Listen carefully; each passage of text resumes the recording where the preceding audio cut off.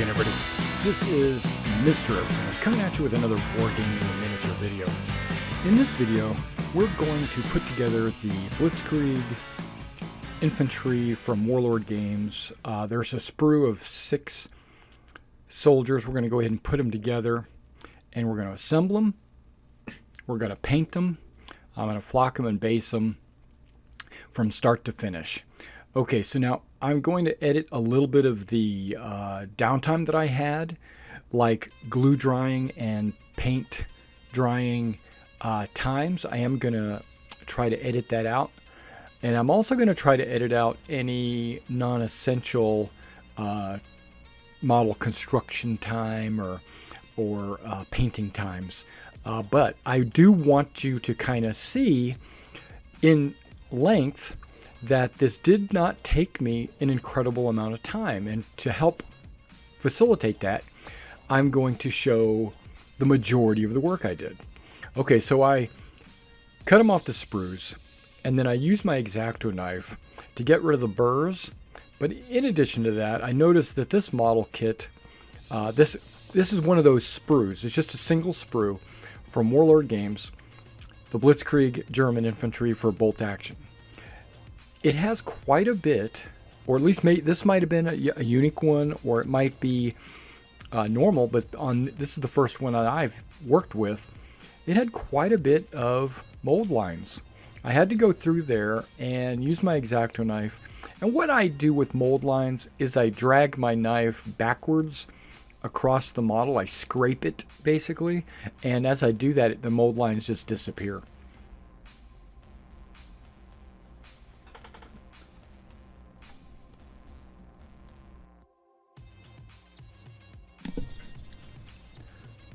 All right, so now once we get all the mold lines done, we start the assembly process. And I'm using the DAP Rapid Fuse glue, which should only take about 15 seconds to dry enough for it to hold pretty solid. And it completely cures in like 30 minutes. Now, when you started this video, you saw the full length of the video. It took me approximately 2.5 hours of actual work to get all of these models put together. So the time that you're seeing at the beginning of this video is the edited time. Basically, I got rid of the glue drying time and the paint drying time. But other than that, you're seeing most of the construction.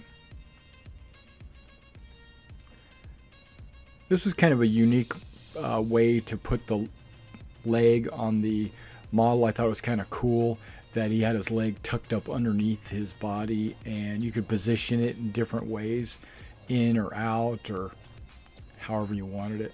And I realized when I put it down the first time that I had it too far inward. Whereas like foot was under his butt, so I had to move it so it was more behind his butt so that it would balance better.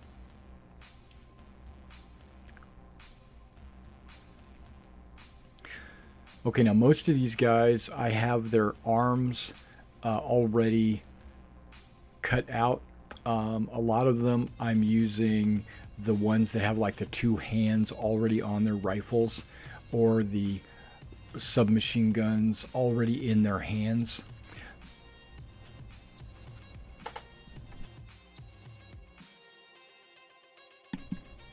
Mainly for speed assembly. Now this guy, I'm going to turn him into an MG42 gunner, and he's going to be laying prone. He's got his left hand kind of tucked underneath his chest, lifting up his chest. And then the right hand will be the one holding the pistol grip of the MG42. Hitler's buzzsaw, as you were.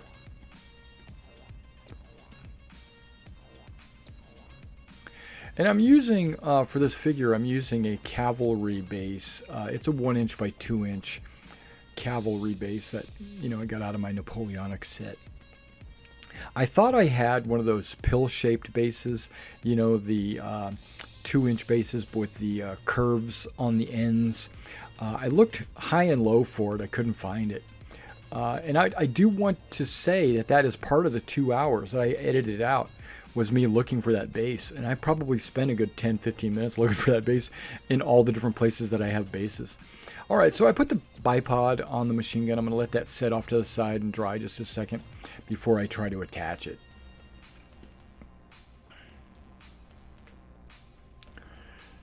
Now I'm also using, on the rest of these figures, I am using the 1-inch fender washer bases. So that's how I'm going to base them. I've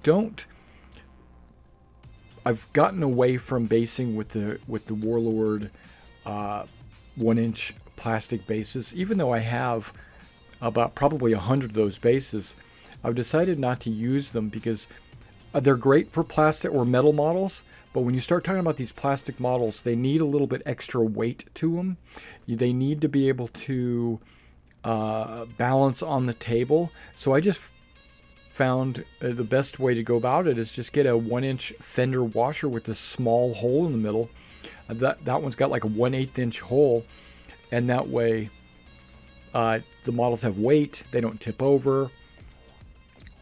Because once you flock them and everything, those bases go different. You know, they go what do you call it? They'll look just like any other base. Okay, I was trying to figure out how I was going to put the machine gun on the guy's hand, on his shoulder, because it goes up against the cup of his shoulder, and then to make sure I put him on the base properly so that it looks like he's shooting without anything hanging over.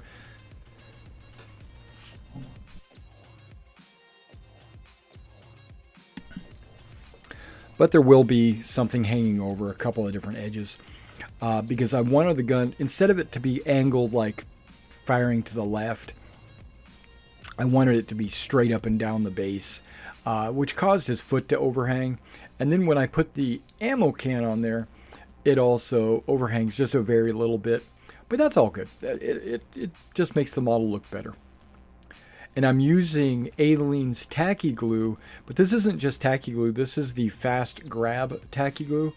I'm only using that because there's a couple of the infantrymen that are balancing on one foot because they're running, and the fast grab will help hold them in place while the glue dries.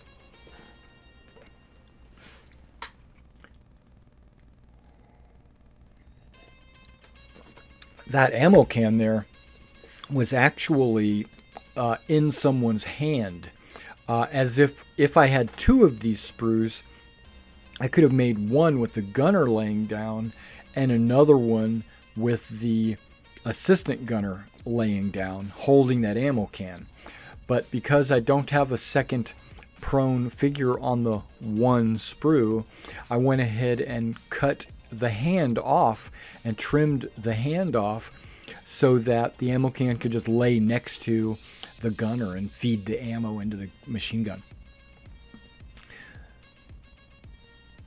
Now the officer, you can see laying right there next to the fender washer, he's got the captain's soft cap, and he also has a MP40, and his hand is raised to like as if he was issuing an order.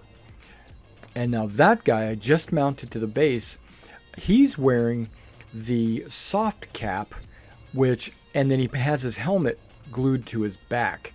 And the reason why he's wearing a soft cap helmet glued to his back is he's also carrying an MP40. He's going to be the sergeant of the squad, or a corporal, sergeant or corporal. Now he was starting to tip, so I got my model color Vallejo bottle. I set it next to him to hold him upright so he wouldn't tip over. And then there goes the captain, who's actually kind of leaning back on his back foot. And you'll notice that there's a hole in the middle of all these fender washers, right? So when you go to flock the base, glue and everything is going to fall out onto your table. So what I do is I take some of that clear tape you see in my paint rack right there, and I take a very small strip of it and put it on the bottom to cover the hole, so that when I go to put the flocking material on, it doesn't fall through. The one I just put at the bottom of the screen, that's the guy that was running I was talking about. He's only got 1 foot down. All the rest of these have 2 feet, or they're kneeling, or they're laying prone.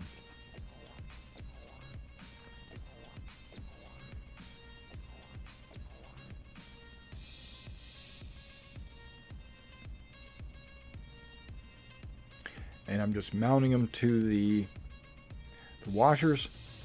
A couple of these washers are already primed like a sand color. That's fine. I'm getting ready. When I go to paint these, I'm going to be painting over whatever colors these bases already are primed. So I wasn't concerned with using a primed or a not primed fender washer. Now this guy, I'm like, okay, what am I going to do with this guy? Because he's on 1 foot, you know. So to be honest, I used some of that rapid fuse on his foot. I decided not to use the fast grab because it just wasn't holding him upright the way I wanted it to. And I put a bottle paint next to him just to hold him upright until he dried. Now I've gone through and primed these guys a very great German color. I found this at Home Depot. It is Rust-Oleum primer, but it's the self-etching primer. And what I've discovered about the self-etching primer, it comes out field gray. It comes out already field gray. So I didn't even, it was like an awesome paint primer, because now that skips a step for me. Now I just got the German camouflage ochre out, orange ochre out, and I'm gonna it must have been extremely thick because I added a drop of water to it.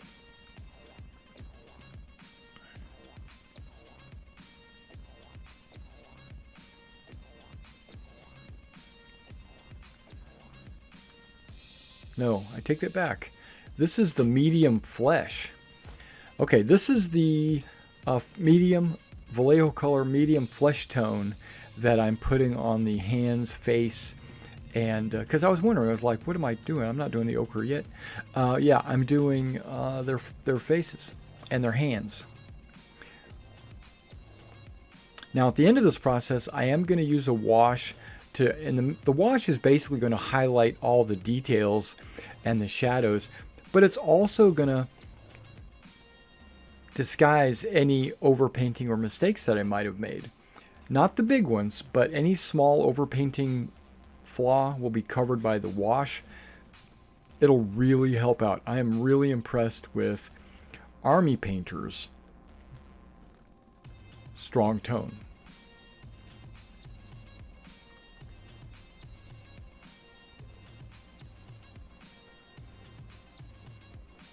Okay, what I'm going to do is I'm going to fast forward just a little bit. I'm going to get rid of all the flesh tone painting, and I'll be right back.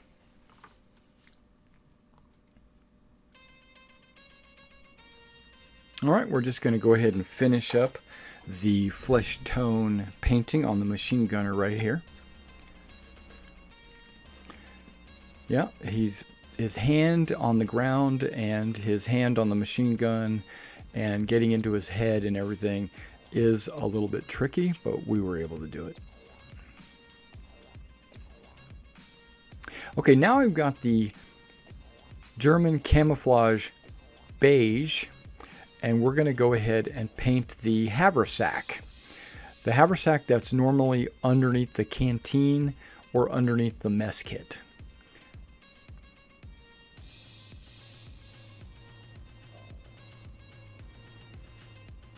I'm not too concerned about getting it on either the jacket, the mess kit, or the canteen, because I still have to go back and paint those items anyway. That's why I paint from the flesh outwards, because it allows you to overpaint as you gradually outwardly paint.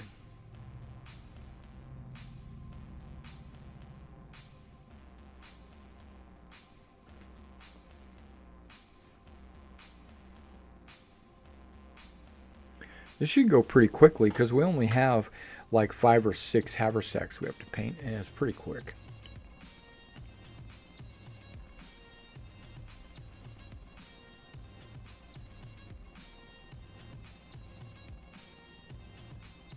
And I hope you guys are enjoying my bolt action.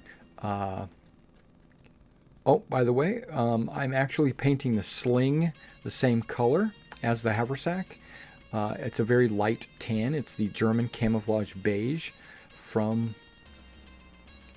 Model Colors, which is the Vallejo paints.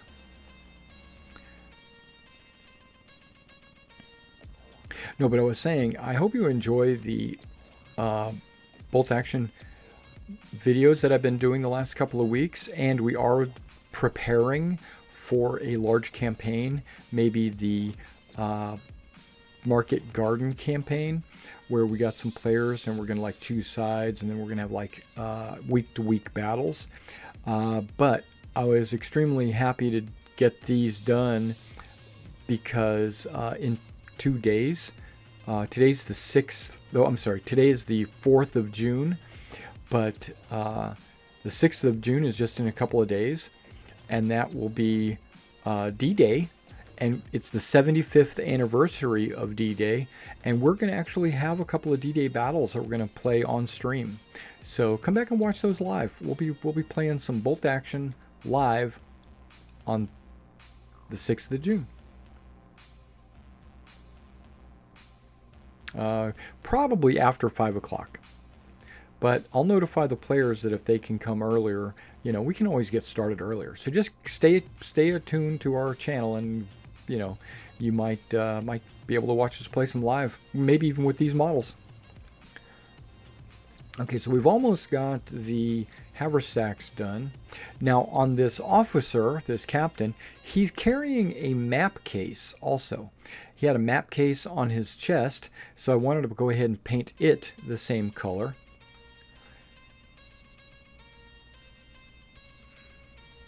Oh yes, I'm sorry. And okay, I'm painting right there the map case. But the first thing I painted was actually his MP40 magazine pouch. It's actually it looks like a Thompson magazine pouch. It's those tall submachine gun style magazines. So that's the front one is the magazine pouch. The side one was the map case. And then I also put a haversack on him, which he probably shouldn't have. He probably should be more lightweight. But I wanted him to be one of the men. You know, a leader of men. You know what I mean? So he's actually carrying his own gear, that kind of stuff.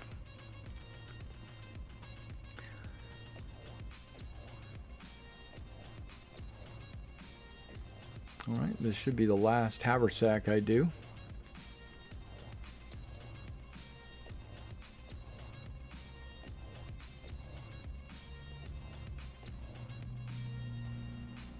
All right, now we're going to move on to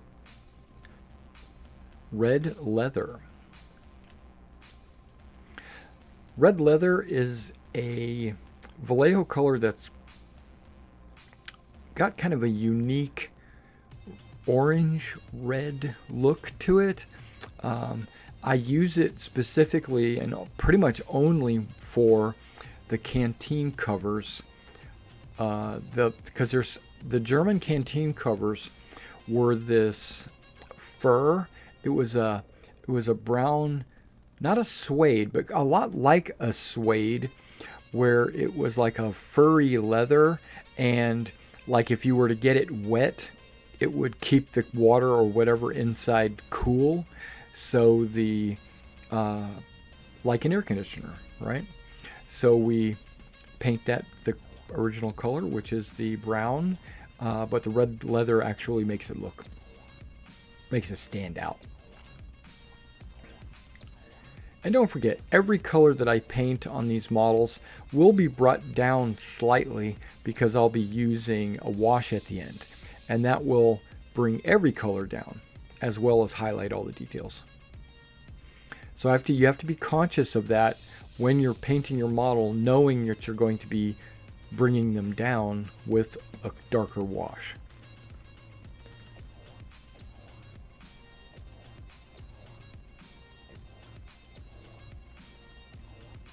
And you notice in my paint palette, I'm only putting like maybe 1 drop of paint in there. That's because I'm only doing 6 models. If I was doing like a whole platoon of 30 all at once, I might put 2 or 3 drops, and then I might add a couple of drops of water to thin it out so that it would go further. Or I might use like a medium thinner, but I'm not doing that. Don't need to. Only 6 models. Should be able to paint these guys with just 1 drop of paint.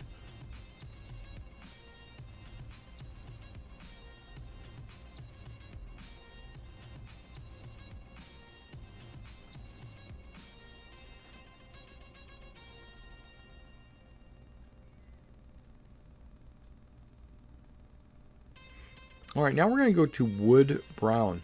Wood Brown is the rapid from Warlord Games. It's kind of, I don't know if it's made by Army Painter or not. It might be their own brand. I'm not sure. But the Wood Brown is like a really dark brown. It's good for, guess what? Wood. So I put it on the stock of the rifles. I put it on the pistol grip of machine guns, or the handle of your entrenching tools.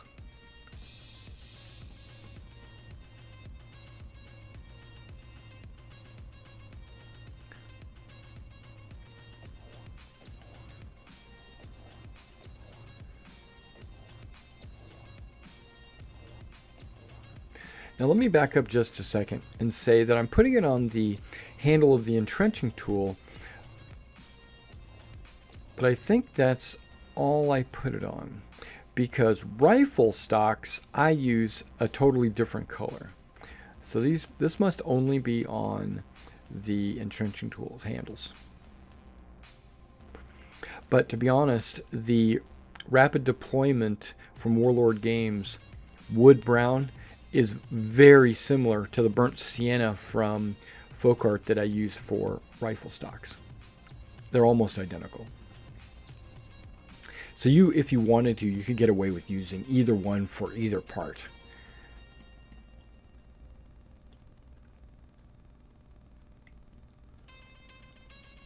But since I have both of them, both those colors in my collection, I figured I could split it up and give it a subtle variation of colors. Alright, so now, there it is, the burnt sienna. That's the color I use for most rifle stocks and pistol grips and things like that.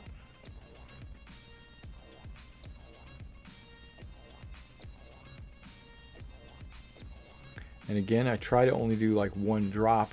That was a little bit extra that came out of the bottle. That bottle that I bought has a really big open lip on the top, so you get more paint than you actually need. I know I'm looking at an MP40 and saying, oh, I need to add wood. Well, it's true, because there's a pistol grip that has that color of wood, and sometimes there is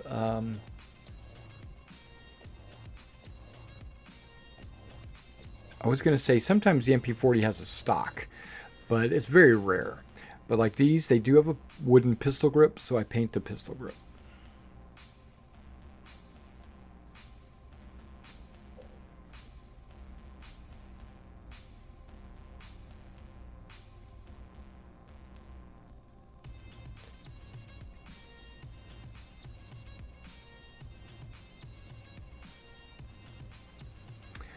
All right, so let's go ahead and get this rifle painted. Being careful not to get it on his jacket uniform, the sling, his hands, anything that I've already previously painted. And it's okay if I got over paint towards the top where the barrel is. That's okay, because I haven't painted the barrel yet, and that would cover any wood that I might overpaint on the top. All right, so I'm going to stop this right now and jump ahead to where I have all of the wood painted. All right, now we're just going to go ahead and finish up the machine gun here, where I'm painting the pistol grip and the stock of the machine gun. All right, now the next one is called Luftwaffe Camouflage Green. Luftwaffe camouflage green is actually a very dark green. If you have access or availability to something called black green, that is actually also probably a slightly better color than this. But I'm using the Luftwaffe camo green because it's almost identical, and I know that I'm going to be washing it, which is going to bring it down even darker. So I'm using the Luftwaffe camouflage green. Now what I'm using it on is some metal components on the back of these soldiers, mainly the gas mask canister that they're carrying on their back. It's going to be that dark green color. And then also the tops of their canteen, which is a canteen cup, will also be that color.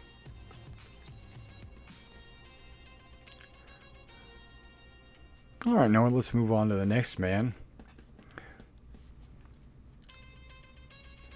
Remember his canister and his canteen cup cover. Basically any larger metallic items that they might have on their person will be that dark green.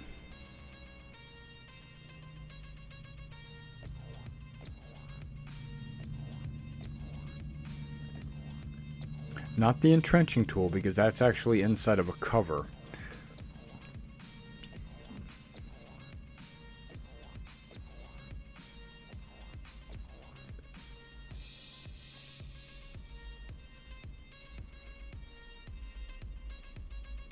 Alright, once I get all these painted, I'll be right back. Alright, now we're going to move on to what's called German gray. German gray is kind of like a charcoal color. It's a super dark gray color. I use it a lot when I'm highlighting anything that's black. But in this case, the German gray is actually used for their helmets.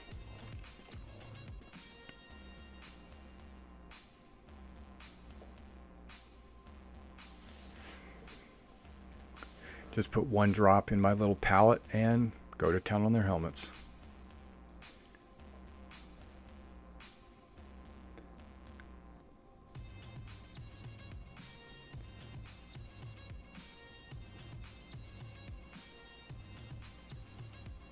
Now on some of the ammo pouches, you might also paint it German gray.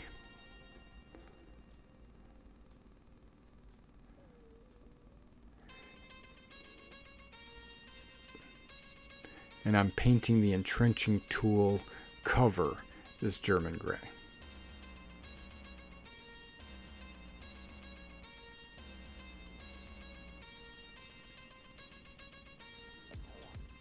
Yep, there's a few ammo pouches. You can go either way with the ammo pouches. I've gotten a lot of pictures from a lot of different sources, actual museum articles, items that are in a museum. The Germans had a lot of black leather pouches, but they also had a lot of the beige, khakis colored pouches as well. Even during the D-Day campaign, they even had the beige ones. Now, mainly it was for the Afrika Korps, but I think they just retained them without dyeing them a darker color, even into later campaigns.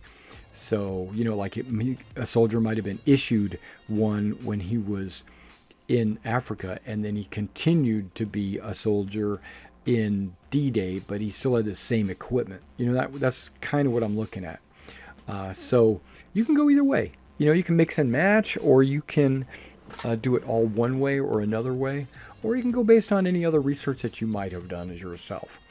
Because that's half the fun of the hobby, is being able to research the color patterns and the schemes and try to figure out what fits where. So here we go. We're just going to go ahead and finish painting these helmets. And once I get all those helmets done, I'll be right back. All right, now we're going to go on to a color called licorice. Licorice is I'm going to say it's pretty much black, but there's a very slight hint of gray in it.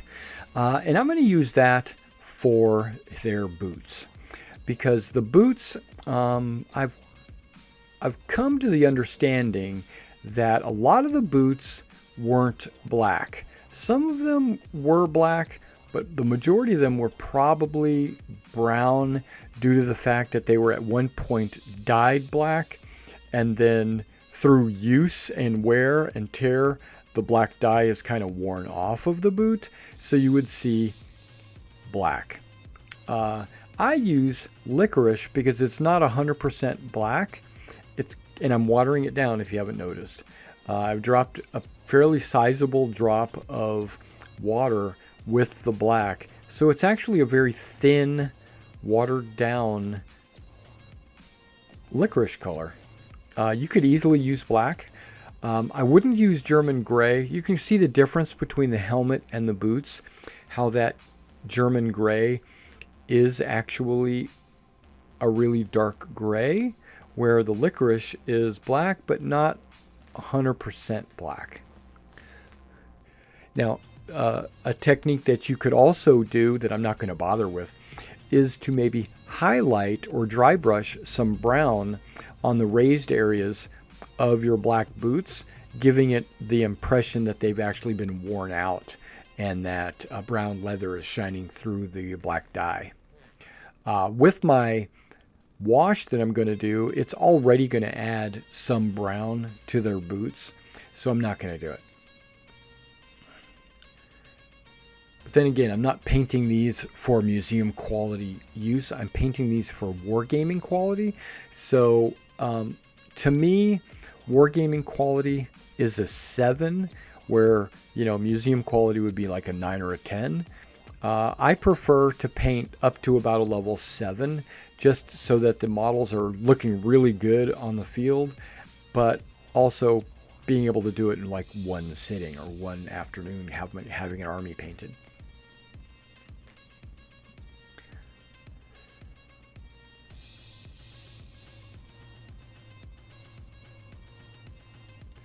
All right, so let me go ahead and get all these boots painted, and then again, I'll be right back.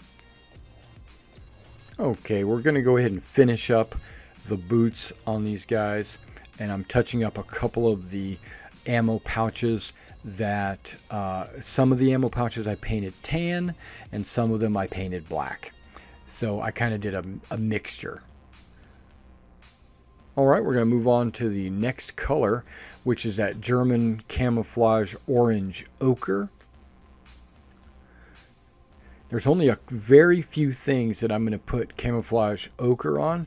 Normally it would be things like a Panzerschreck, an ammo can, like I'm doing right there, a Panzerfaust, or maybe camouflage orange ochre. There's only a few items that would be that color. Namely, they're the ammo cans and the anti-tank weapons. Maybe if I had a mine or two, I might do them in that color as well.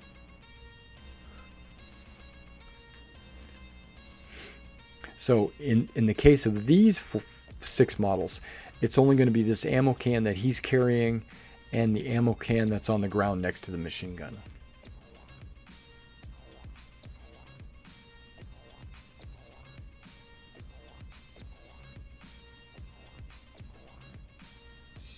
And then we're going to go on to German Field Gray. German Field Gray is the model color. German Field Gray is just slightly off color from the spray. So I wanted to do the jacket with the Vallejo Field Gray, giving the jacket and the pants a slightly different tone. Right, so it'd be like a little bit of a contrast, but not a whole lot. I'm really just rapidly going over the model and just highlighting it, not really even painting it. Even though let's call it a 90% coverage, because I am painting it. But if I leave some empty areas, that's okay too. I'm not trying to get a 100% coverage. I'm just trying to get the majority of it. So that when you're looking at the model, you'll be able to say, oh yeah, the jacket and the pants are a little bit off. They're not exactly the same color.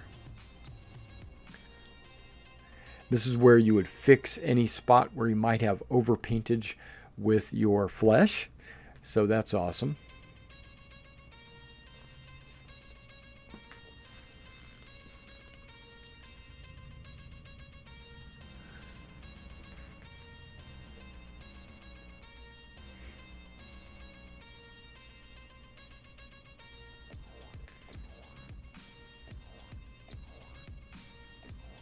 And in this case, I want to make sure I get underneath the arms and between the ammo pouches.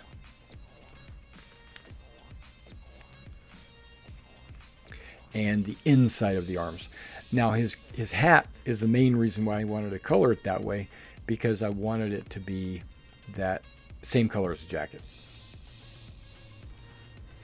All right, now we continue this process of just coloring the jacket, the Vallejo field gray, and when I get all the jackets done, I'll be right back.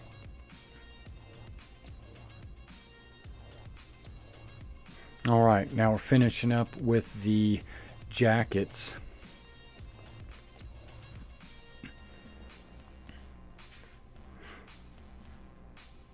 Finishing up on the machine gunner.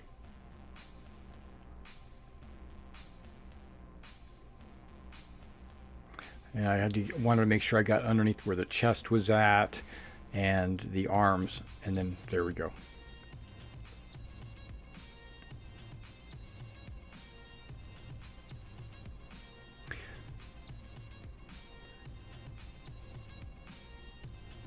Okay, now we're going to go back to the camouflage beige because there was a couple of straps that I wanted to make sure I hit. The MP40 sling needed to be done, but also their LBE, their load-bearing equipment. They have these a Y-shaped strap on their back. One goes to the belt, and then two go over each shoulder. So I needed to paint that as well. And then I also wanted to paint any belts or pouches or anything, just to get everything caught up now that I've painted the jacket the field gray.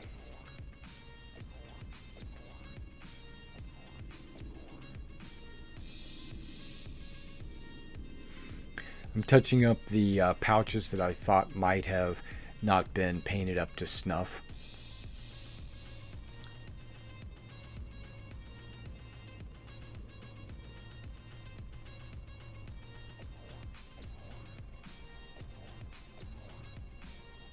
So I'm going with a much smaller brush to be able to get to those straps that I was talking about on their back.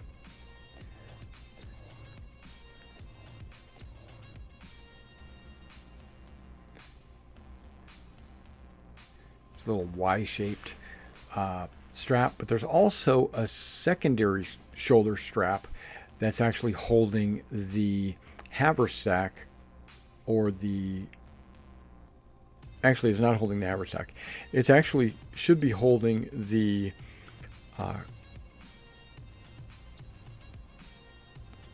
gas mask canister.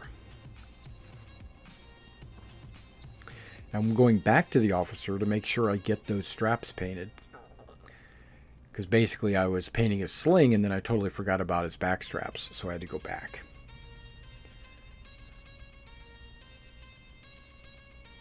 Now in this case, I'm using a 10-0 brush. Normally I'm painting, on everything else I was painting with a 2 brush. Not a 2-0 or an 02 or anything like that, a 2. Where on this case, these straps, I'm painting with a 10. Because you need to get it to be a little bit finer tipped. Plus I'll do the belt, his actual belt, his LBE. I'll paint that as well.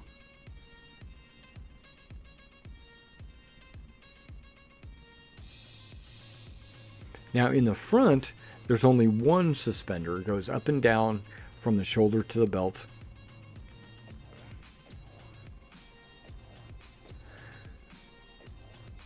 He's good. Let's move on to the next guy. Look at those. The strap holding the canister. And then, of course, his LBE straps as well.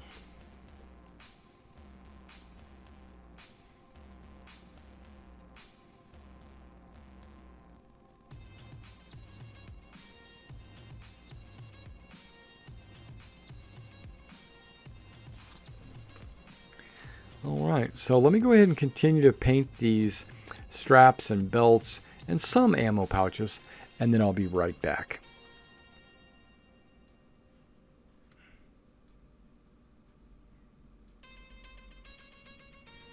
Alright, now we're going to go ahead and finish up the beige on these models. This is the Sergeant here. I'm painting belts. He's almost done. I did put a strap over the back of his helmet and over his shoulders, and he's all set. Now the next color we're going to use is Folk Art Pure Gold. Now I'm using pure gold to simulate brass. You can use a color from either Folk Art or whoever that's called brass, but if you do, when you wash it, it'll become more like bronze. It'll actually darken it up quite a bit. Knowing that I'm going to be washing at the end of the painting process, I paint with the brightest gold I have, and that's pure gold. And so the pure gold, if you take pure gold and brass and you put them side by side, they're kind of hard to differentiate. So just go ahead and use pure gold, and when you put the wash on it, it'll make it look brass.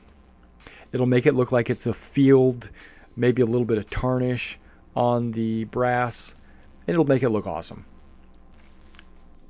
I always use gold for brass.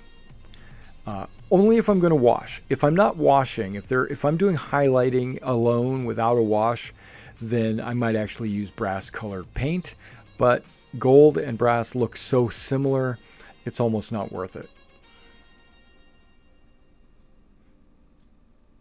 Okay, now this is the assistant gunner. He's got a 100-round belt wrapped around his head or his shoulder. And so, yeah, he's the assistant gunner, and it kind of stands out that way that he's got all that extra ammo on him. And the only other thing that's going to be brass is the ammo coming directly out of the ammo can. So we'll paint that as well.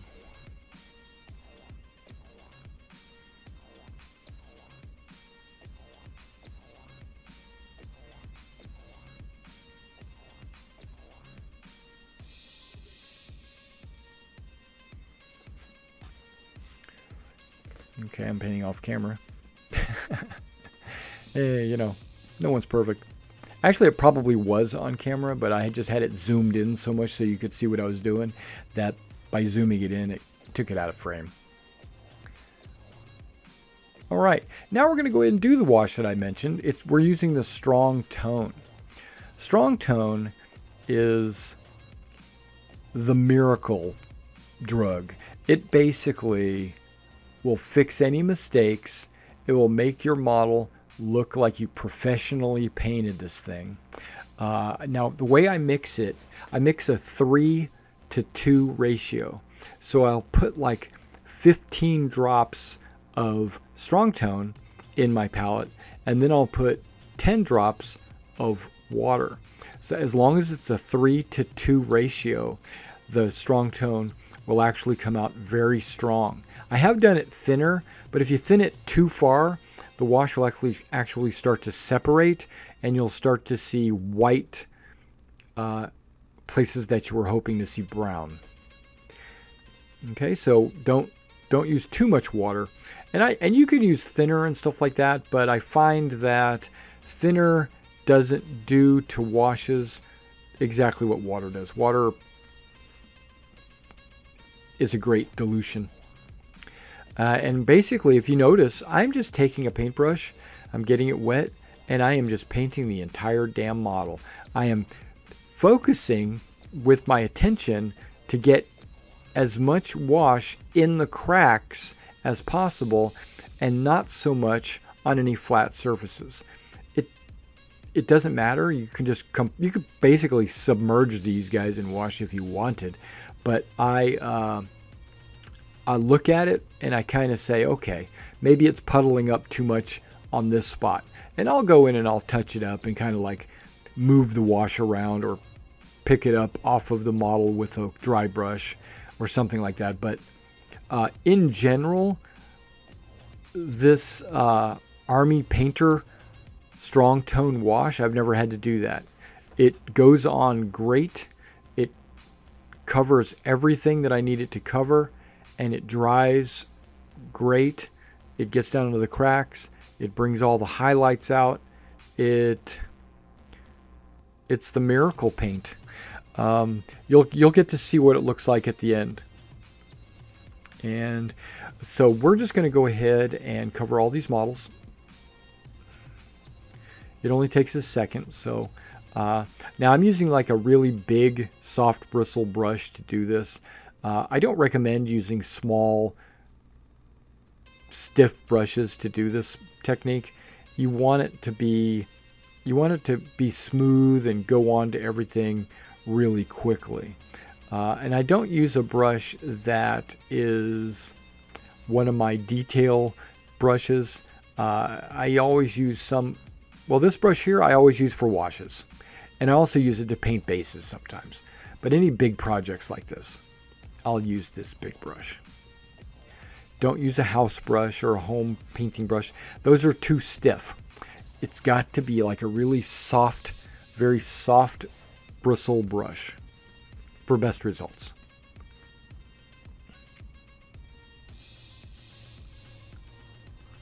Okay, he looks good.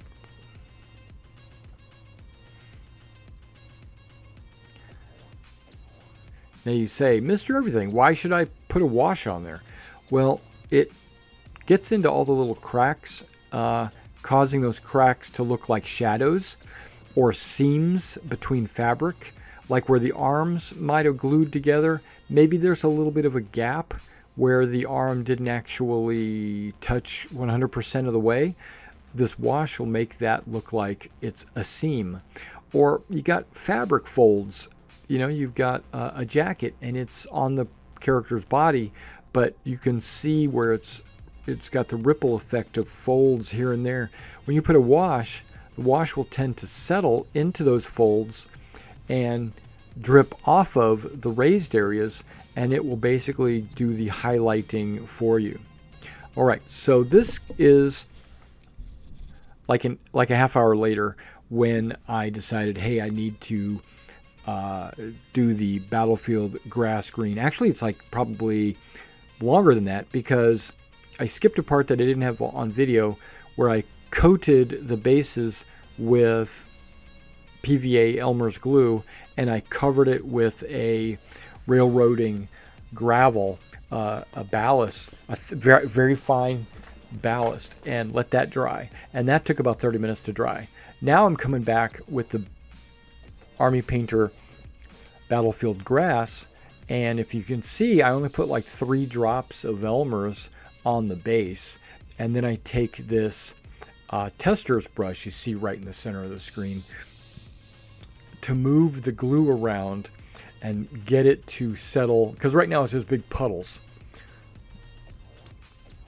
You got to get the glue and you move it around so that it flattens out and it spreads out.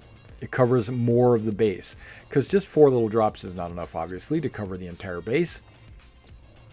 So you spread it around, and by spreading it around, you not only thin the glue out a little bit, but you also have more control of where you want your grass to be by using the paintbrush. And you can also it lets you leave some of the gravel exposed between the grass. So what you'll get is a model that has grass and gravel on it, and you'll get and stones, and you'll get like a 3-dimensional look. Now, I've been working with this model off camera, and you haven't really had a chance to see that. But on future models, you'll get a chance to see it. And then once you get the glue put where you want it, then you go ahead and sprinkle the grass on. I recommend doing it over a little box or something. That way, if you have any sprinkles that fall onto the ground, it'll actually go into your box, and you can save it for a future project. Make sure you thoroughly cover the glue. I make sure that the glue is 100% covered. I don't see any shining through at all. And then I let it sit there for 15-30 minutes. And the reason why I let it sit there is so that the glue, the surface tension of the glue, will allow the flock to soak down into the glue, and you'll get a thicker looking grass coverage. All right, so I'm putting a little bit in front of the stones. I try not to ever put glue on top of the stones because I don't want that. I don't want grass growing on the top of my stones. I mean, who does really? And this is kind of the technique you can see where I'm using a brush to kind of move the glue around and put it where I want it, and not. And it also does not cover 100% of the model. I don't want it to. I want it to only cover about 75% of the model to let some of the stones and the gravel to shine through from the bottom. Like as if it was dirt that the grass was growing out of.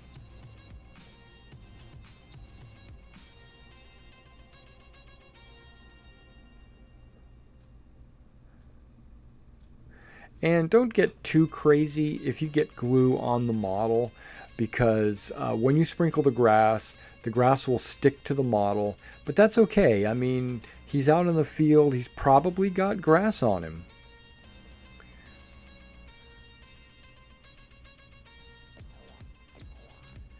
And there we go. Not 100%. Let's go ahead and sprinkle some grass. Now this grass is the Army Painter grass, which is kind of a sawdusty style feel. It's a lot better in my opinion than static grass. I'm not a big static grass fan. If you like static grass, you can do the same technique using static grass. And again, I put it in the bucket or the box because I'm going to let it sit there for 30 minutes and dry.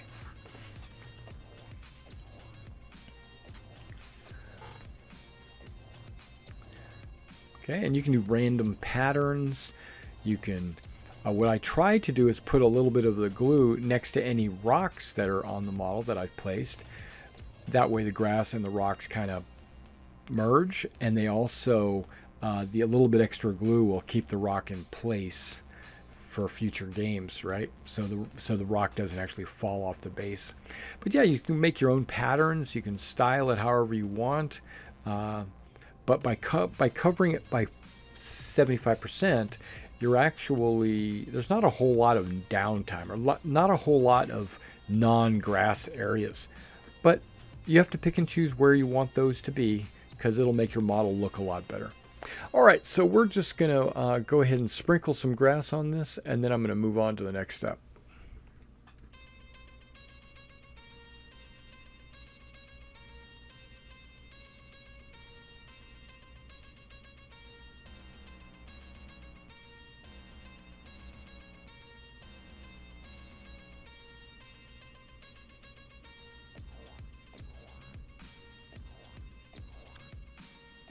All right, now the next step is once the glue that's holding the grass dries, what I do is I'll take a brush, a soft bristle brush, and I will tap the bottom of the base with it, right? I'll just go tap, tap, tap.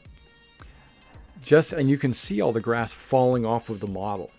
And I have that go back into the bin, and then I brush the model itself off very lightly. I'm barely touching this model with this brush. I'm just getting rid of the extra flock.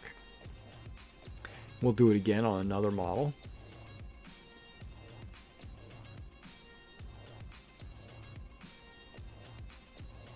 And you can see all the flock dropping into the box.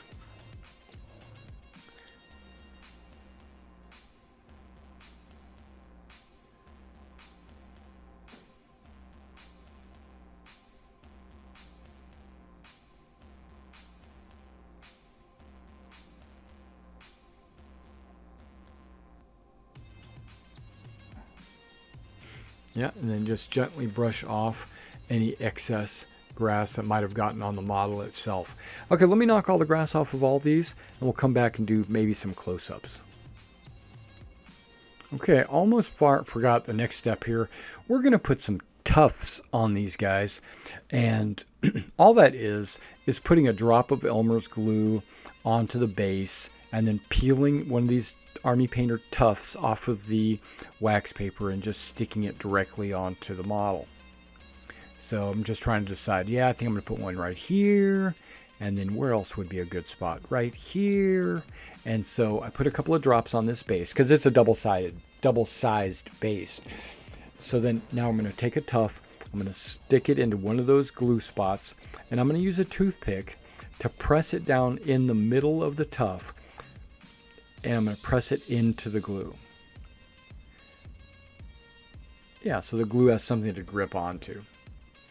There we go. I'm going to look for a different size, maybe a little bit smaller, put a tuft right there, and then use the toothpick again to put it directly over the glue and press down. And there, now we got two tufts for the machine gunner. Then the same thing I'll do on all these other bases. I'll just put a drop of glue somewhere, front or back or side or wherever, and then I'll take a tuft, whatever size I feel is appropriate, and then I will stick it into the glue, and I will use the toothpick to push it down so that it has more of a grip while it dries. Okay, so once I get all these tufts on here, we'll be right back.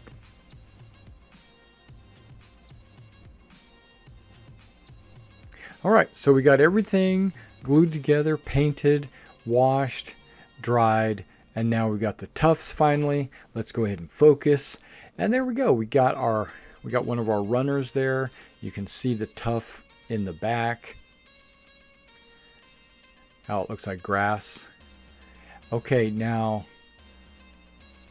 of course, there was a little bit of grass that stuck on to probably the wash. I probably went to do the grass. No, I don't know. Hold on. I'm not sure why it stuck to the entrenching tool. I don't remember getting any glue on it. Maybe I did. But you can just peel that off. That's no problem. Let's take a look at each one of these models. There's the sergeant with his machine gun.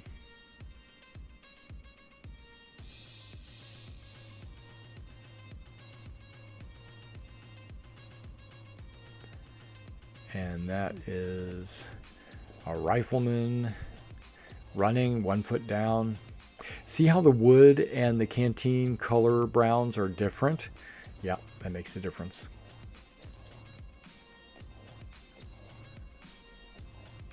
There's the machine gunner. Not too many tufts like the paratrooper one was. He's kind of behind a couple of rocks.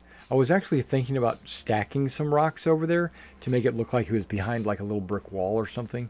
But I said, nah, that's just enough to make it look like he's got a machine gun going. And there's his gunner assistant. And he's got his ammo can in his other hand. Yeah, looks good. And look at the brass. The brass looks like brass. And here would be the captain with his 3 fingers up and his map case and his ammo pouches. It looks really good as well. Now, I haven't painted any rank on the collars or anything like that. That's something for a future video, or I might use decals. But I appreciate you guys coming out and watching this video, and if you want to see more of these, please like and subscribe to the channel, and I'll see you next time.